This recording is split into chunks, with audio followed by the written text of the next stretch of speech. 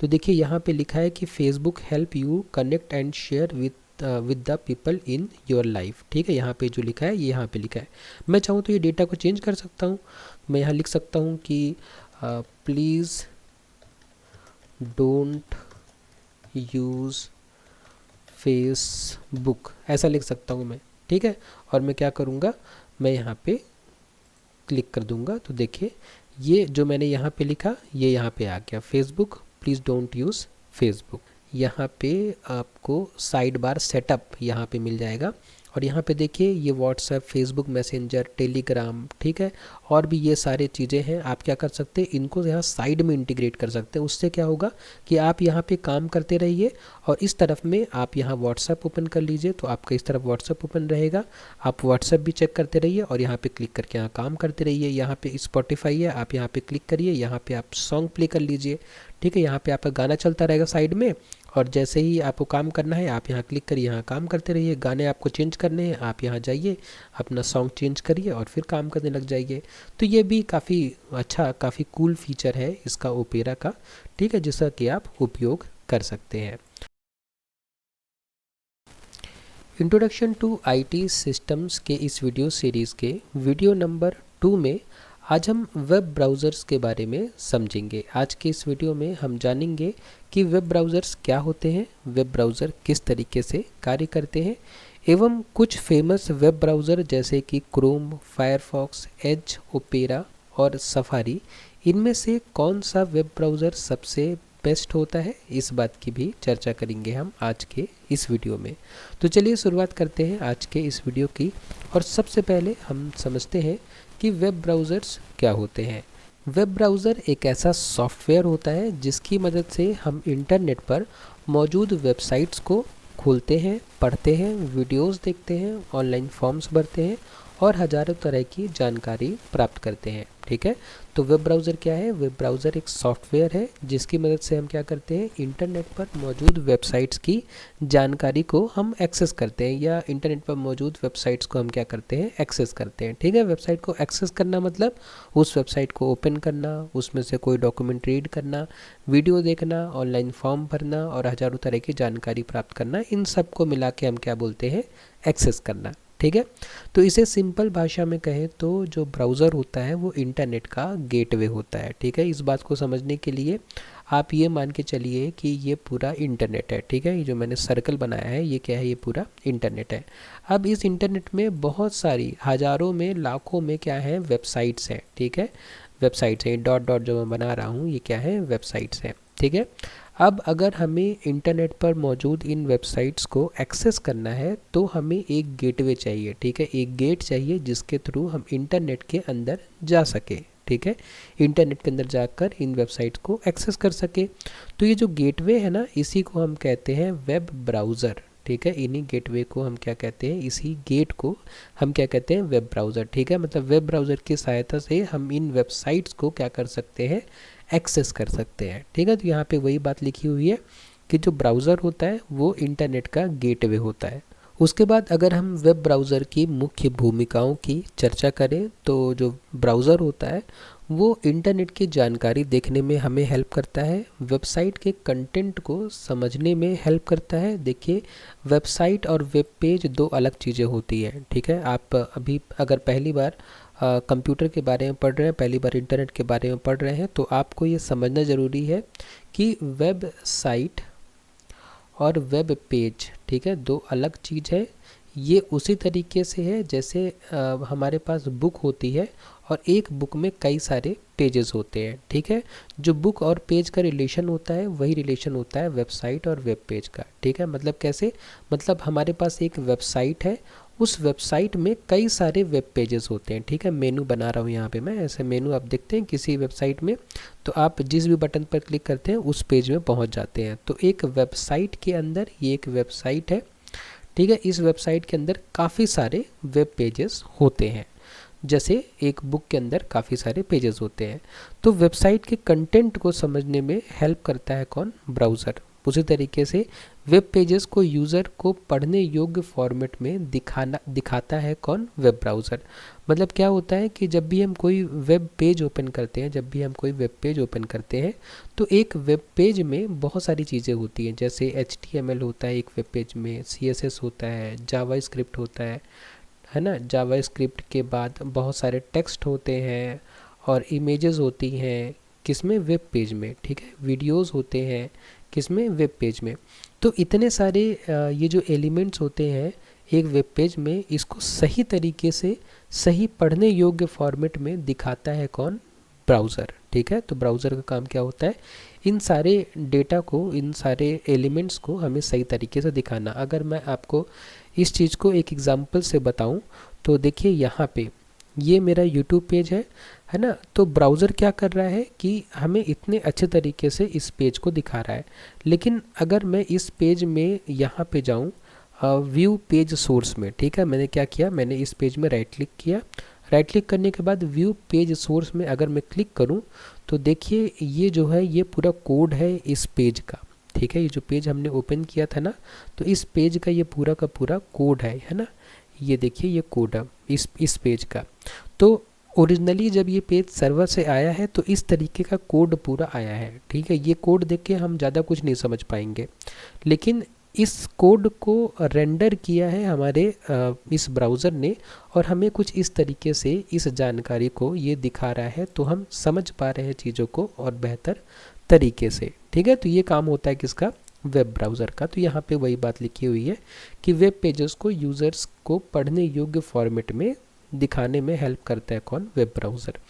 Images, videos, audio और text को display करने में, ठीक है। जैसे कि हम यहाँ पे देख पा रहे थे इस इमेज में कि इमेजेस को, वीडियोस को, टेक्स्ट को डिस्प्ले कराने में हेल्प करता है कौन? ब्राउज़र। सर्च इंजन उपयोग करने में भी हमें वेब ब्राउज़र हेल्प करता है। जैसे कि हम सर्च इंजन जानते हैं, जो फेमस सर्च इंजन है उसको हम क्या बोलते हैं? गूगल। तो अगर आपको गूगल सर्च इंजन का उपयोग करना हो तो आपको क्या करना पड़ेगा? किसी वेब ब्राउज़र में गूगल का नाम लिखना पड़ेगा, ये गूगल का URL लिखना पड़ेगा आपको, तब आप कहाँ पहुँच जाएंगे? गूगल के सर्च इंजन में पहुँच जाएंगे, ठीक है। सर्च इंजन मतलब अगर आपको इंटरनेट पे कुछ भी सर्च करना है तब आप सर्च इंजन का सहारा लेते हैं, ठीक है। अब आपके मन में क्वेश्चन आ सकता है कि जो भी हमें सर्च करना है डायरेक्ट हम उस वेबसाइट में चले जाएं, तो डायरेक्ट हम वेबसाइट में जाना मुश्किल होता है हमारे लिए, क्योंकि हम वेबसाइट का जो URL होता है ना वो जनरली हमें नहीं पता होता है। तो जब हमें URL नहीं पता होता है तो हम क्या करते हैं? सर्च इंजन के उपयोग से किसी वेबसाइट को सर्च करते हैं, ठीक है। तो सर्च इंजन काफ़ी उपयोगी है, आप में से ज़्यादातर लोगों ने उपयोग किया भी होगा। तो अब हम आगे बढ़ते हैं और देखते हैं कि एक जो ब्राउज़र होता है वो किस तरीके से कार्य करता है। जब हम ब्राउज़र में कोई वेबसाइट टाइप करते हैं, जैसे कि www.google.com, तो जब भी हम क्या करते हैं? ब्राउज़र में इस तरीके से कोई वेबसाइट हमने सर्च की, तब जो हमारा ब्राउज़र होता है वो क्या करता है कि इंटरनेट से उस वेबसाइट का डेटा लाता है। कौन? हमारा वेब ब्राउज़र इंटरनेट में जाता है। जैसे कि मैंने आपको बताया कि इंटरनेट में बहुत सारी वेबसाइट होती है और हमने क्या किया? अपना ब्राउज़र ओपन किया और अपने ब्राउज़र में किसी वेबसाइट का URL हमने डाला, ठीक है, और हमने एंटर किया। तो जो हमारा वेब ब्राउज़र होगा वो क्या करेगा? इंटरनेट में जाएगा और उस URL की जो भी वेबसाइट होगी उस URL पर उस वेबसाइट की जानकारी जो है हमें लाके कहाँ पे देगा? हमारे वेब ब्राउज़र में। और जानकारी लाने के बाद उस डेटा को पढ़ने लायक वेब पेज में बदलता है कौन? वेब ब्राउज़र, ठीक है। क्योंकि जानकारी जो आई वो तो HTML CSS जावास्क्रिप्ट फॉर्म में थी, है ना, और उसको जब हमें सही तरीके से दिखाया जाएगा तभी तो हम उस वेबसाइट को समझेंगे। तो ये काम भी कौन करता है? ब्राउज़र ही करता है, और उसे अपनी स्क्रीन पर साफ़ सुथरे तरीके से दिखाता है, ठीक है। तो फिर ये जो वेब ब्राउज़र होता है इस डेटा को जो वेबसाइट से, सर्वर से लेकर आया है, उस डेटा को हमें साफ़ सुथरे तरीके से दिखाता है। यह प्रक्रिया सिर्फ सेकंड्स में पूरी हो जाती है। तो इतना करने में जो वेब ब्राउज़र को मुश्किल से कुछ सेकंड्स ही लगते हैं। उसके बाद कुछ पॉपुलर वेब ब्राउज़र्स हैं। अब हम एक एक करके सारे पॉपुलर वेब ब्राउज़र्स की चर्चा करते हैं। सबसे पहले हम शुरुआत करते हैं मोज़िला फायरफॉक्स से, ठीक है, कि मोज़िला फायरफॉक्स किस तरीके का वेब ब्राउज़र होता है और किस यूज़र के लिए ये सही होता है। अब देखिए, मोज़िला फायरफॉक्स एक ऐसा वेब ब्राउज़र है जिसे यूज़र्स प्राइवेसी, सिक्योरिटी और कंट्रोल के लिए अधिक पसंद करते हैं। तो जिन यूज़र्स को प्राइवेसी, सिक्योरिटी और ब्राउज़र के ऊपर अपना कंट्रोल चाहिए वो मोज़िला फायरफॉक्स का उपयोग करते हैं। अब मोज़िला फायरफॉक्स की कुछ विशेषताएं हैं, जैसे कि कम ट्रैकिंग और ज़्यादा प्राइवेसी। फायरफॉक्स वेबसाइट्स को यूज़र्स की एक्टिविटी ट्रैक करने से काफ़ी हद तक रोकता है। फायरफॉक्स क्या करता है, वेबसाइट्स को, जिन वेबसाइट्स में हम विजिट कर रहे हैं उन वेबसाइट्स को यूज़र की एक्टिविटी ट्रैक करने से काफ़ी हद तक रोकता है। एग्जाम्पल के लिए आपने शूज़ सर्च किया, बाद में हर जगह उसी शूज़ के एड्स दिखाई देने लगते हैं। फायरफॉक्स ऐसी ट्रैकिंग को कम कर देता है। ठीक है, जैसे कि आपने इस चीज़ को एक्सपीरियंस भी किया होगा कि मान लीजिए कि आपने फ्लिपकार्ट, है ना, आपने फ्लिपकार्ट ओपन किया। ठीक है, फ्लिपकार्ट आपने ओपन किया और फ्लिपकार्ट के अंदर आपने मान लेते हैं कि शूज़ सर्च किए। ठीक है, शूज़ को आपने क्या किया, सर्च किया। शूज़ सर्च किया, आपने कुछ शूज़ देखे, आपको पसंद आया नहीं आया वो अलग बात है। ठीक है, कुछ आपने शूज़ देखे, उसके बाद में आप गए और आपने क्या ओपन कर लिया, अब फेसबुक ओपन कर लिया। ठीक है, अपने वेब ब्राउज़र में। अब फेसबुक में जब आप ओपन करोगे फेसबुक को और आप स्क्रॉल कर रहे हो तो हो सकता है कि जो आप अभी शूज़ देख रहे थे उन शूज़ के ऐड आपको फेसबुक में आने लग जाए। उसके बाद हो सकता है आप इंस्टाग्राम ओपन करो और इंस्टाग्राम में हो सकता है कि आप रील्स स्क्रॉल कर रहे हो और स्क्रॉल करते करते आपको शूज़ के ऐड ही देखने को मिल जाए। ठीक है, तो ऐसा होता है। तो ऐसा होने का रीज़न यही है क्योंकि जो ब्राउज़र होता है वो आप कौन सी वेबसाइट एक्सेस कर रहे हो उसको ट्रैक करता रहता है। ठीक है, तो जैसे आपने फ्लिपकार्ट में शूज़ खरीदना चाहा लेकिन आपको शूज़ पसंद नहीं आए, तो अब आपकी ट्रैकिंग हो रही थी, इसलिए अब फेसबुक में भी आपको शूज़ दिखाए जाते हैं।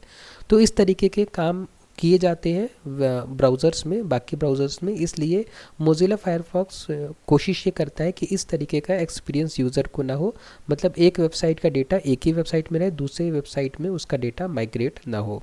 तो जब आप मोज़िला फायरफॉक्स का उपयोग करेंगे तो इस तरीके की ट्रैकिंग आपको कम देखने को मिलेगी, क्योंकि ये यूज़र की प्राइवेसी पर ध्यान देता है।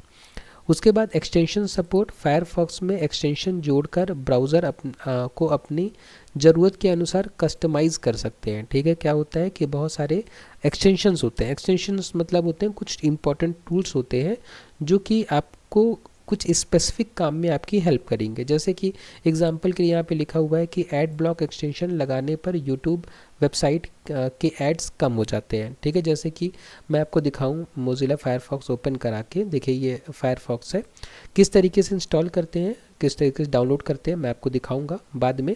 अभी फ़िलहाल हम समझ लेते हैं कि मोज़िला फायरफॉक्स में एक्सटेंशंस क्या होते हैं और एक्सटेंशंस हम किस तरीके से डाउनलोड कर सकते हैं। ठीक है, ये ओपन हो गया हमारा। तो एक्सटेंशंस को यहाँ पे मोज़िला फायरफॉक्स में एड ऑन बोलते हैं। तो मैं यहाँ पे सर्च करता हूँ एड ऑन्स मोज़िला फायरफॉक्स। ठीक है, तो यहाँ पे देखिए ये आपको पेज खुलेगा जहाँ पे आपको कुछ इम्पॉर्टेंट एड ऑन्स दिखेंगे। इन एड ऑन्स के ज़रिए आप क्या कर सकते हैं, कुछ आप स्पेशल काम कर सकते हैं, जैसे कि एड ब्लॉकर होता है। ठीक है, तो मैं यहाँ क्या करूँगा, एड ब्लॉकर मैं सर्च करूँगा।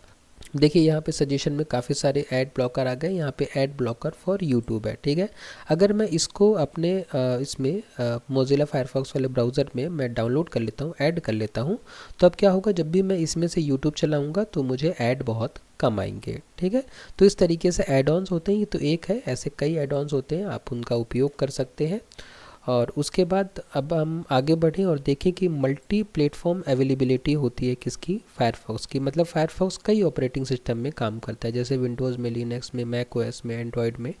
ठीक है, मोबाइल में सेव पासवर्ड लैपटॉप में सिंक हो जाते हैं। ठीक है, मतलब कि अगर आप कंप्यूटर में भी फायरफॉक्स का उपयोग कर रहे हैं और मोबाइल में भी फायरफॉक्स का उपयोग कर रहे हैं तो दोनों का डेटा आपस में सिंक हो जाता है। मतलब जो काम आप मोबाइल में करेंगे वो लैपटॉप में कर सकते हैं या कंप्यूटर में कर सकते हैं।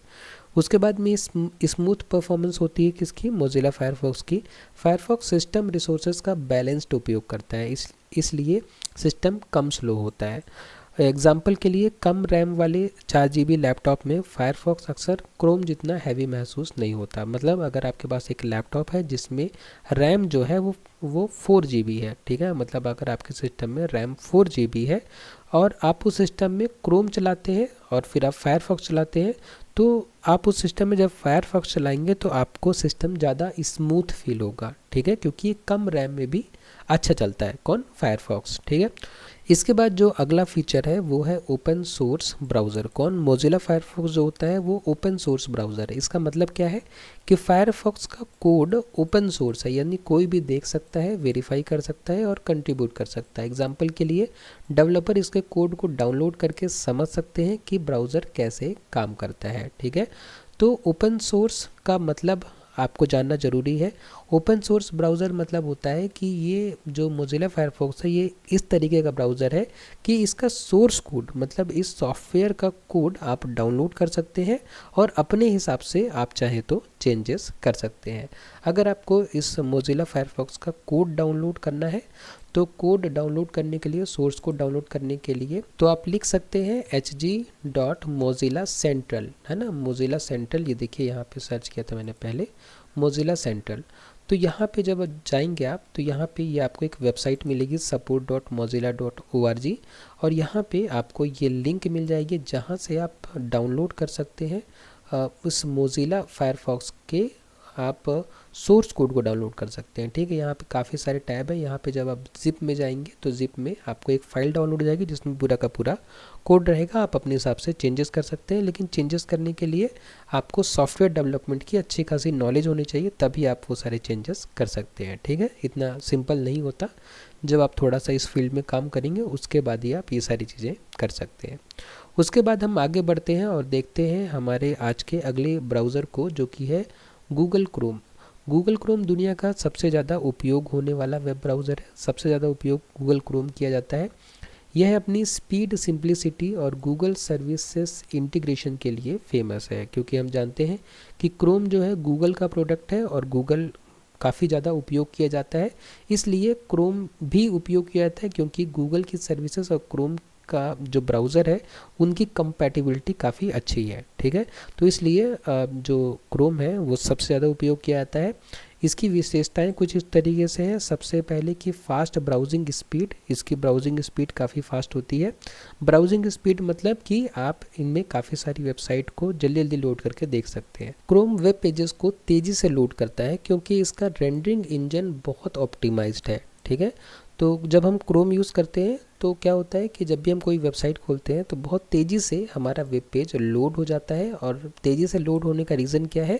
क्योंकि इसका रेंडरिंग इंजन जो है वो बहुत अच्छा है। ठीक है, रेंडरिंग इंजन मतलब होता है कि जैसे कि हमने पहले ही समझा था कि जब सर्वर से कोई पेज आता है, सर्वर से कोई पेज आता है हमारे ब्राउज़र में, ठीक है, हमारा ये ब्राउज़र है और सर्वर से कोई पेज आता है तो पेज में क्या आता है? पेज में HTML आता है। ठीक है, HTML आता है, CSS आता है, जावास्क्रिप्ट आता है। ठीक है, और वीडियोस आते हैं, इमेजेस आते हैं, टेक्स्ट आते हैं, तो ये सारी चीज़ें आती हैं।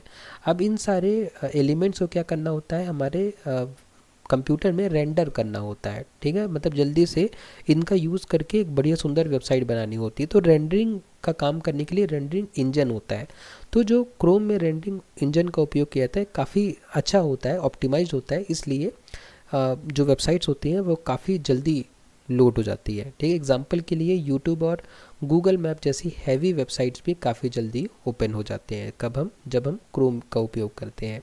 इसके बाद जो नेक्स्ट फीचर है गूगल क्रोम का वो है गूगल अकाउंट सिंकिंग। मतलब क्रोम में गूगल अकाउंट से लॉगिन करने पर आपका डेटा डिवाइस में सिंक हो जाता है। ठीक है, तो इसका मतलब क्या होता है? इसका मतलब ये हुआ कि अगर आपने जो क्रोम है, आपने क्रोम में क्या किया? गूगल अकाउंट से लॉगिन किया। ठीक है, आपका जो भी गूगल का अकाउंट है उससे आपने क्या किया? क्रोम में लॉगिन किया, तो आपका जो डेटा होगा वो डिवाइस में सिंक हो जाएगा। मतलब कि अगर आप पहले कंप्यूटर यूज़ कर रहे थे, बाद में आप क्या कर रहे हैं?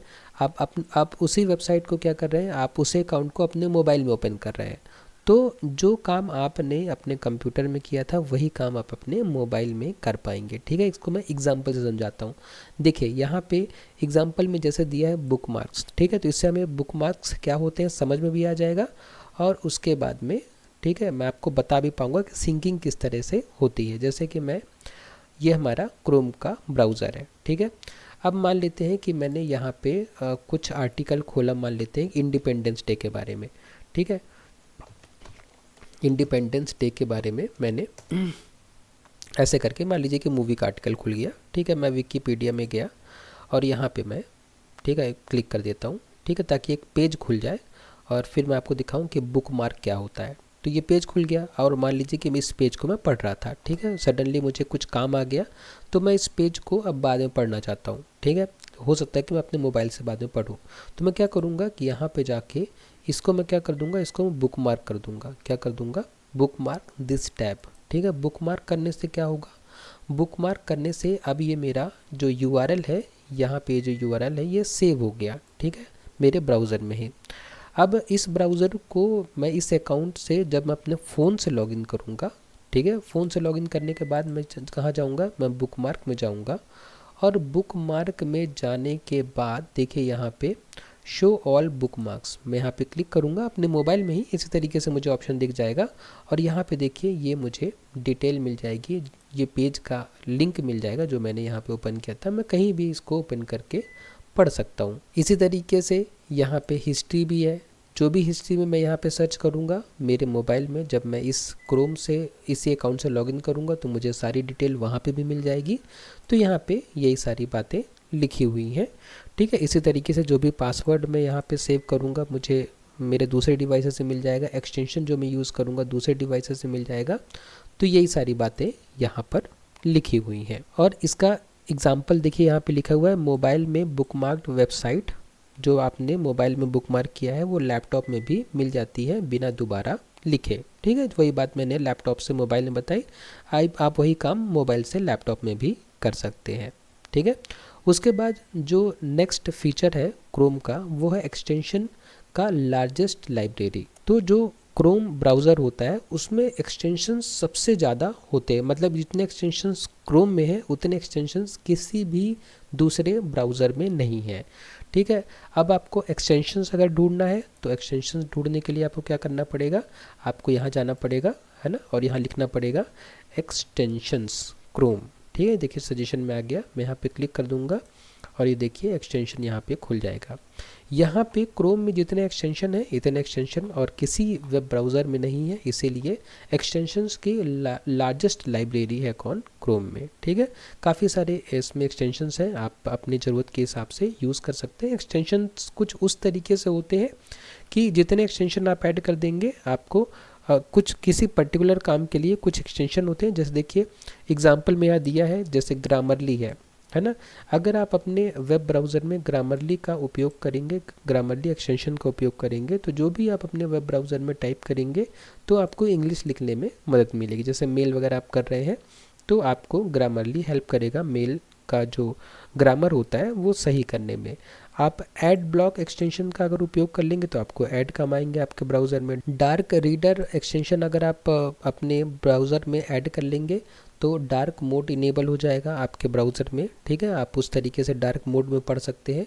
गूगल ट्रांसलेट अगर आप एक्सटेंशन अपने ब्राउज़र में ऐड कर लेते हैं तो आपका जो पेज होगा वो ट्रांसलेट होगा एक लैंग्वेज से दूसरी लैंग्वेज में। उसके बाद में क्लीन और सिंपल यूज़र इंटरफेस होता है किसका, क्रोम का।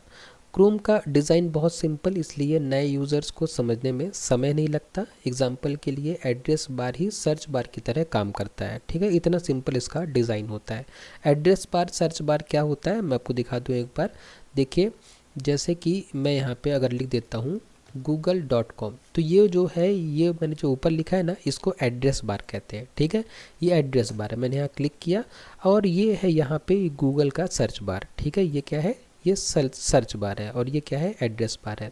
लेकिन ये जो एड्रेस बार है यही सर्च बार की तरह काम करता है। आप इस एड्रेस बार में कुछ सर्च भी कर सकते हैं, ठीक है, आप सर्च भी कर सकते हैं, आप एड्रेस भी टाइप कर सकते हैं, दोनों काम ये करता है। इसीलिए इस बॉक्स को हम क्या कहते हैं, ओमनी बॉक्स, मतलब एक बॉक्स जिसमें आप बहुत सारे कार्य कर सकते हैं।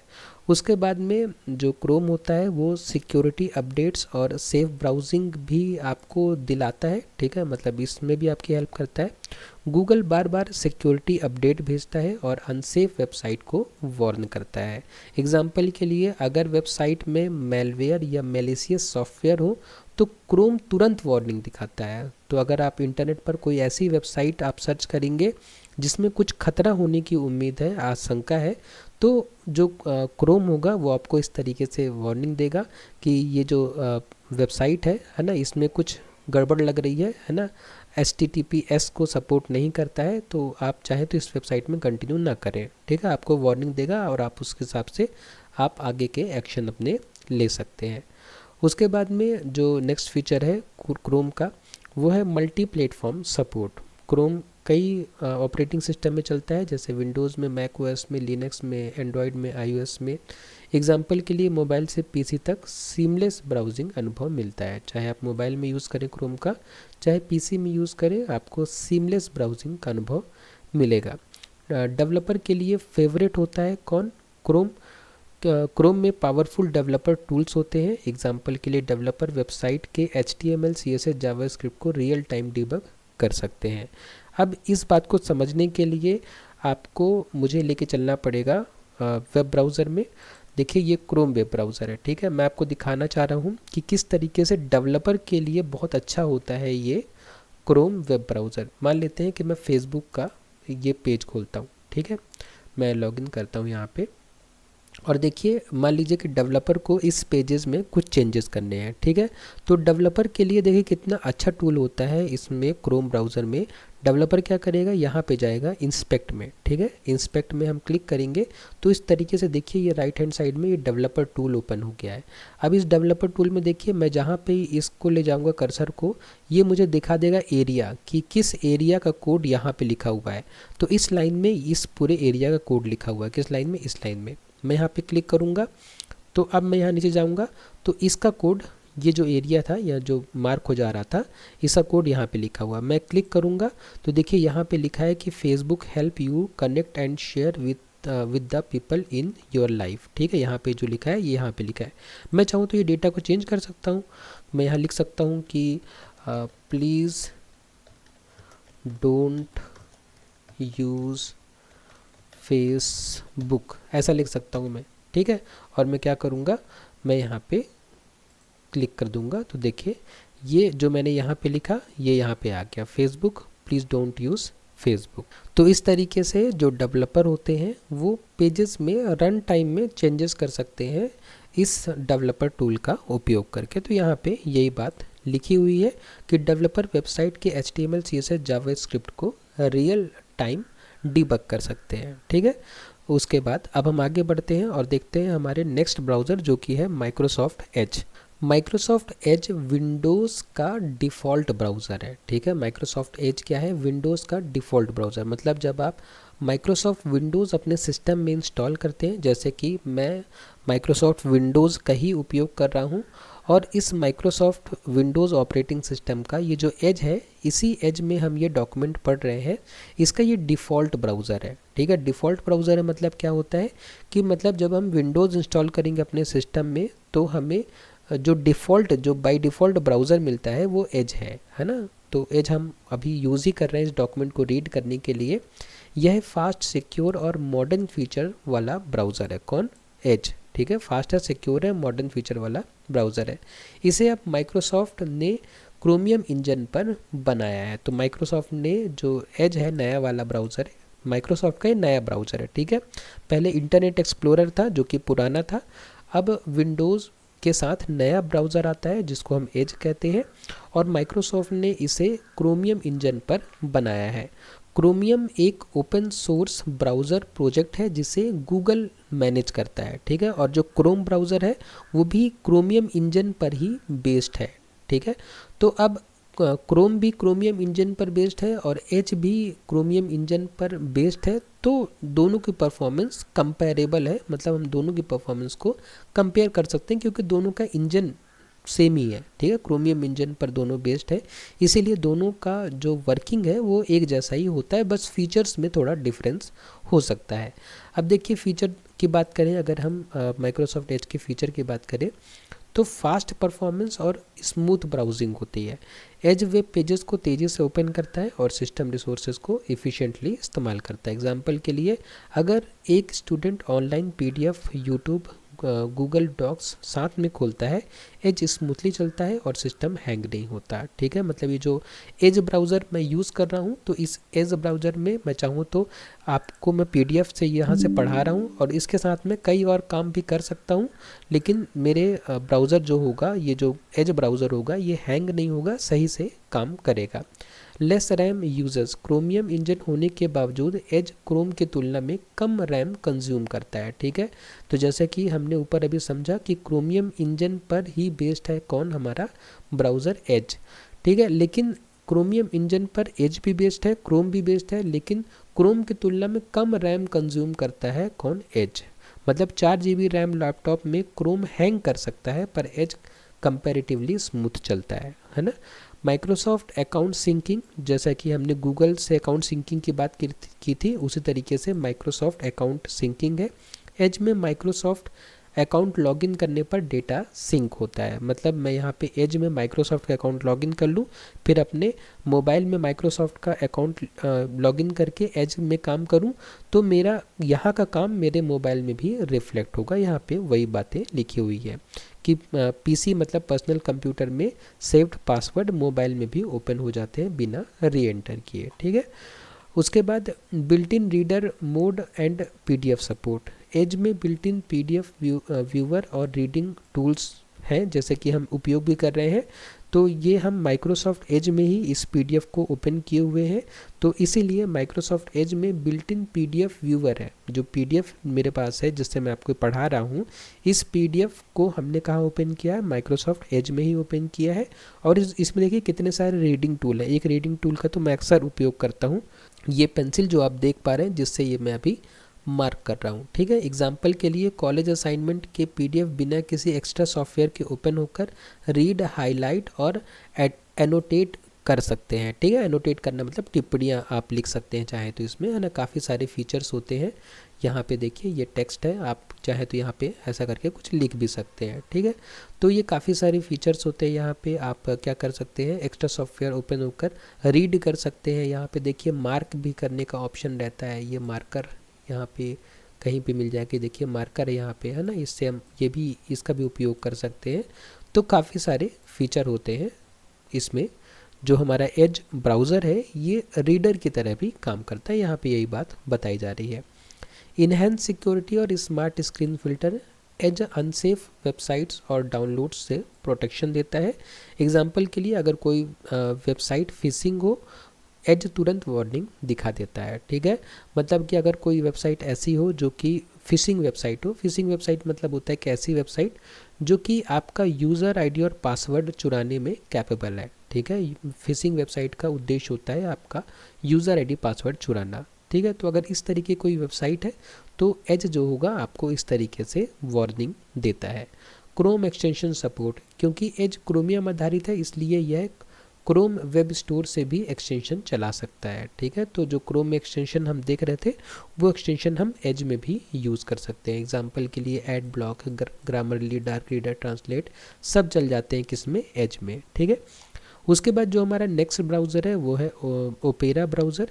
ओपेरा एक मॉडर्न वेब ब्राउज़र है जो अपनी built in feature, user friendly tool और मोबाइल ऑप्टिमाइजेशन के लिए जाना जाता है।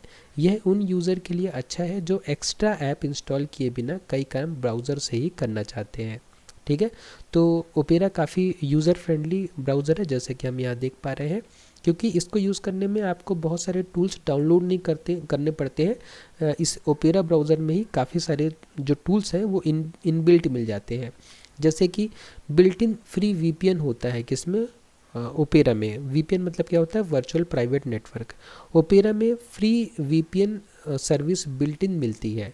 एग्जाम्पल, अगर कोई वेबसाइट आपके रीजन में ब्लॉक्ड है, वीपीएन ऑन करके एक्सेस कर सकते हैं और ब्राउजिंग में थोड़ा एक्स्ट्रा प्राइवेसी भी मिल जाती है। जैसे मैं आपको दिखा देता हूँ ओपेरा ओपन करके, ये देखिए ओपेरा ब्राउज़र है, मैंने सब पहले से डाउनलोड और इंस्टॉल कर लिया था। मैं आपको भी लास्ट में बताऊँगा वीडियो के कि किस तरीके से हम इन सॉफ्टवेयर्स को, इन ब्राउज़र को डाउनलोड करते हैं और किस तरीके से इंस्टॉल करते हैं।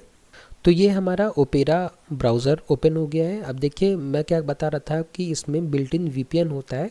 तो वीपीएन को इनेबल करने के लिए यहाँ पे आपको सेटिंग में जाना पड़ेगा और आप नीचे आएंगे यहाँ पे, तो देखिए यहाँ पे आपको ऑप्शन मिल जाएगा वीपीएन का। ठीक है, तो इनेबल करने के लिए जब आप क्लिक करेंगे यहाँ सेटिंग में, तो यहाँ पे देखिए ये ऑप्शन आपको मिल जाएगा कि आप वीपीएन इनेबल करना चाहते हैं, तो आई अंडरस्टैंड कर दीजिए और यहाँ पे ये वीपीएन इनेबल कर दीजिए। ठीक है, तो इसमें से क्या होगा कि आप काफ़ी सारी ऐसी वेबसाइट्स भी ओपन कर पाएंगे जो कि आप अभी ओपन नहीं कर पाते थे, ठीक है। तो क्योंकि इसमें VPN होता है जो कि आपकी ब्राउजिंग के लिए भी काफ़ी सेफ होता है। उसके बाद में अब VPN के बाद अब हम आगे बढ़ते हैं और देखते हैं क्या है नेक्स्ट फीचर कि built in add blocker. Opera में ऐड रोकने का फीचर पहले से मौजूद होता है। एग्जाम्पल के लिए यूट्यूब जैसी साइट पर ऐड कम दिखाई देते हैं और पेज तेज़ी से लोड होता है, ठीक है। तो ऐड ब्लॉकर भी होता है, उसको भी हम देख सकते हैं। उसके लिए आप यहाँ पे जाएंगे, क्लिक करेंगे और नीचे जाएंगे तो आपको यहाँ पे दिख जाएगा ब्लॉक एड्स, है ना। ये जो देखिए अभी ऑन है, इसको मैं ऑफ़ कर दूंगा तो जब भी मैं यूट्यूब ओपन करूँगा तो ऐड आएंगे, और जब मैं इसको ऑन कर दूंगा तो एड्स नहीं आएंगे, ठीक है। ये ऐड ब्लॉक करने का फीचर पहले से ही इसमें मौजूद होता है। उसके बाद में जो नेक्स्ट फीचर है ओपेरा का वो है social media side bar integration. Opera की साइड बार में व्हाट्सएप, टेलीग्राम, फेसबुक मैसेंजर जैसे ऐप इंटीग्रेट होती है, जिससे क्या होता है कि स्टूडेंट्स व्हाट्सएप में असाइनमेंट की PDF देख सकता है और उसी समय ब्राउज़र में गूगल भी सर्च कर सकता है, गूगल सर्च भी कर सकता है बिना टैब स्विच किए, ठीक है। ये भी काफ़ी अच्छा फीचर होता है ओपेरा में। जैसे देखिए आप यहाँ पे, ये तो हमारा वेब ब्राउज़र है ही, ठीक है। यहाँ पे हम अपना वेब ब्राउज़र वाला काम कर सकते हैं, लेकिन साथ में देखिए ये जो साइड बार में ये दोनों फीचर है ना, इसमें हम और भी ऐड कर सकते हैं, ठीक है। यहाँ से आपको यहाँ कहीं से ऑप्शन दिख जाएगा, ये वर्क प्लेस स्विच करने का ऑप्शन है। और इसके अलावा यहाँ पे आपको साइड बार सेटअप यहाँ पे मिल जाएगा। और यहाँ पे देखिए ये व्हाट्सएप, फेसबुक मैसेंजर, टेलीग्राम, ठीक है, और भी ये सारे चीज़ें हैं। आप क्या कर सकते हैं, इनको यहाँ साइड में इंटीग्रेट कर सकते हैं। उससे क्या होगा कि आप यहाँ पे काम करते रहिए और इस तरफ में आप यहाँ व्हाट्सएप ओपन कर लीजिए तो आपका इस तरफ व्हाट्सएप ओपन रहेगा। आप व्हाट्सएप भी चेक करते रहिए और यहाँ पे क्लिक करके यहाँ काम करते रहिए। यहाँ पे स्पॉटिफाई है, आप यहाँ पे क्लिक करिए, यहाँ पे आप सॉन्ग प्ले कर लीजिए, ठीक है। यहाँ पे आपका गाना चलता रहेगा साइड में, और जैसे ही आपको काम करना है आप यहाँ क्लिक करिए, यहाँ काम करते रहिए। गाने आपको चेंज करने हैं, आप यहाँ जाइए, अपना सॉन्ग चेंज करिए और फिर काम करने लग जाइए। तो ये भी काफ़ी अच्छा, काफ़ी कूल फीचर है इसका ओपेरा का, ठीक है, जिसका कि आप उपयोग कर सकते हैं। तो इस फीचर को हम क्या बोलते हैं, social media side bar integration, ठीक है। काफ़ी अच्छा फीचर है, इसका भी उपयोग किया जा सकता है।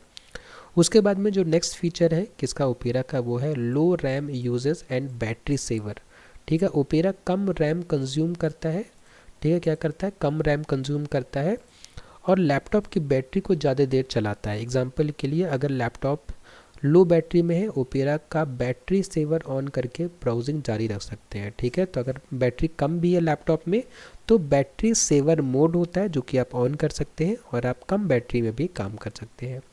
फास्ट डाउनलोड मैनेजर होता है ओपेरा में, डाउनलोड की स्पीड अच्छी होती है। पॉज रिज्यूम की सुविधा भी मिलती है, मतलब आप चाहें तो डाउनलोड को अपने पॉज कर सकते हैं, फिर बाद में चाहें तो रिज्यूम कर सकते हैं। अगर इंटरनेट बीच में चला जाए डाउनलोड पॉज हो जाएगा और कनेक्शन आने पर रिज्यूम हो जाएगा। मतलब अगर आप कुछ डाउनलोड कर रहे हैं और बीच में इंटरनेट चला गया तो जो भी डाउनलोड होगा रुक जाएगा, लेकिन जैसे इंटरनेट मिलेगा तो फिर डाउनलोड होना वो चालू हो जाएगा। उसके बाद में गेमिंग वर्जन, ठीक है, ओपेरा GX। ओपेरा ने गेमर्स के लिए ओपेरा GX ब्राउज़र बनाया है। एग्जाम्पल के लिए GX में रैम, CPU और नेटवर्क यूजर्स को लिमिट कर सकते हैं ताकि गेम लैग ना करे। तो जिन बच्चों को गेम खेलना पसंद है उनके लिए ओपेरा GX होता है, वो इस ब्राउज़र के उपयोग से गेम भी खेल सकते हैं। काफ़ी स्मूथ चलता होगा, मैंने तो यूज़ नहीं किया है, आप लोग मुझे यूज़ करके बता सकते हैं कि किस तरीके से ओपेरा GX ब्राउज़र का रिव्यू है। उसके बाद में जो नेक्स्ट फीचर है वो है built in snapshot tool. Opera में वेब पेज की स्क्रीनशॉट लेने का फीचर बिल्ट इन है। एग्जाम्पल के लिए ऑनलाइन नोट्स, क्वेश्चन, डायग्राम को आसानी से स्क्रीनशॉट करके सेव कर सकते हैं। तो स्क्रीनशॉट वाला फीचर मैंने देखा था, देखिए यहाँ पे ही है, सामने ही रहता है, ये देखिए ये है स्क्रीनशॉट वाला फीचर। आप इस पर क्लिक करेंगे तो आप जो भी जितना भी स्क्रीनशॉट लेना चाहेंगे वो आप यहाँ पे ले सकते हैं, ठीक है। ये भी एक अच्छा फीचर है। उसके बाद में मल्टी प्लेटफॉर्म सपोर्ट। ओपेरा कई प्लेटफॉर्म में उपलब्ध है, जैसे Windows, Linux, Mac OS, Android, iOS सब में चलता है ओपेरा, ठीक है। उसके बाद आज का हमारा जो लास्ट ब्राउज़र है वो है Apple safari. Safari Apple company द्वारा बनाया गया ब्राउज़र है, ठीक है। आप में ज़्यादातर लोग जानते होंगे एप्पल कंपनी काफ़ी अपने काम को लेकर चर्चा में रहती है, काफ़ी अच्छा इनका काम रहता है। तो एप्पल सफारी कंपनी द्वारा बनाया गया ब्राउज़र है, तो उसे हम क्या कहते हैं, एप्पल सफारी। यह खास तौर पर एप्पल डिवाइसेस जैसे कि आईफोन, आईपैड, मैकबुक में इस्तेमाल होता है। ठीक है, तो जनरली ये एप्पल डिवाइसेस में ही काम करता है।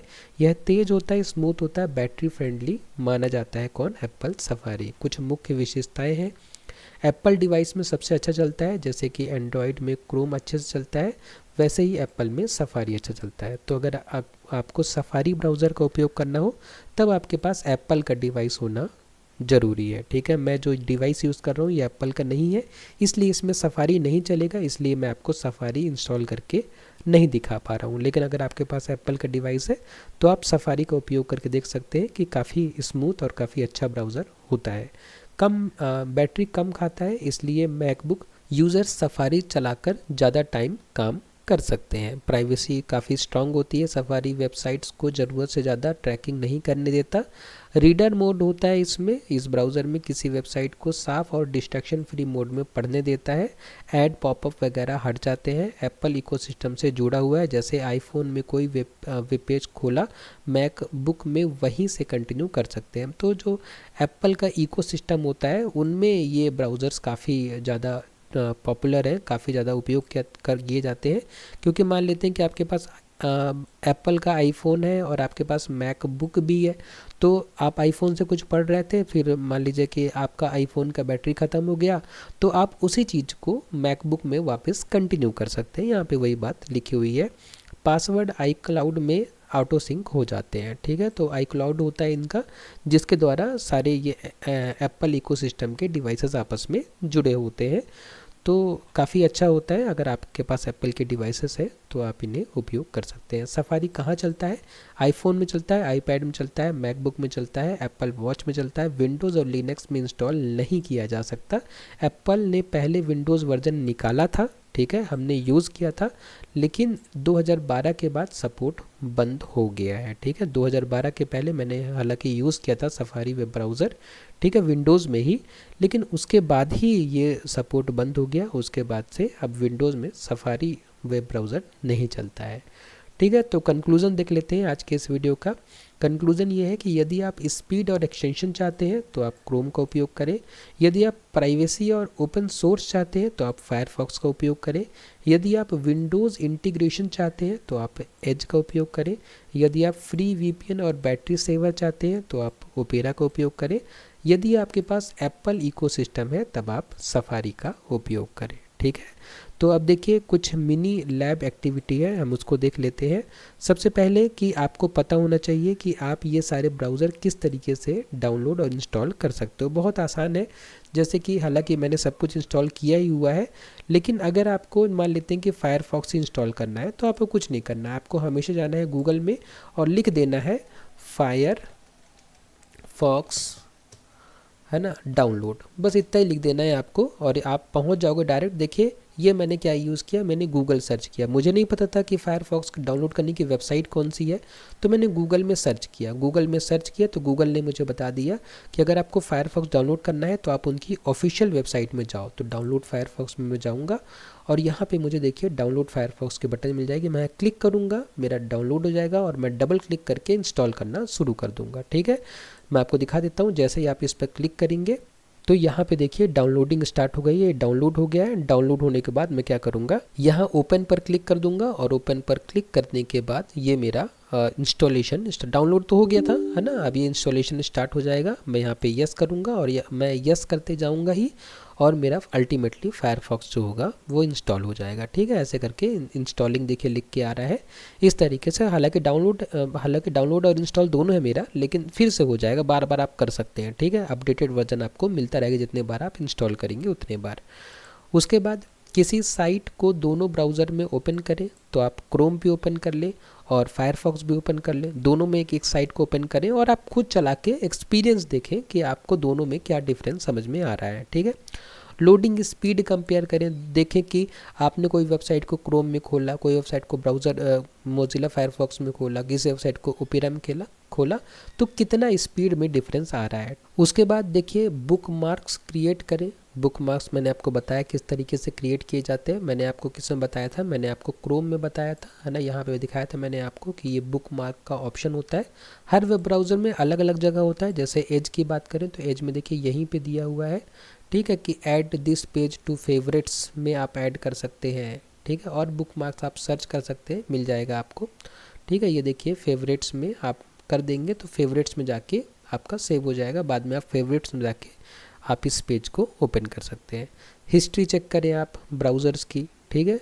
उसके बाद इनकॉग्निटो प्राइवेट मोड भी आप ओपन कर सकते हैं। इनकॉग्निटो प्राइवेट मोड क्या होता है कि इसमें क्या होता है कि जो भी अभी हम यहाँ ब्राउज़ कर रहे हैं ये हमारा सब यहाँ हिस्ट्री में सेव होता है, ठीक है। ये हिस्ट्री में जो भी हमने अभी सर्च किया ये सब यहाँ पे सेव होता है।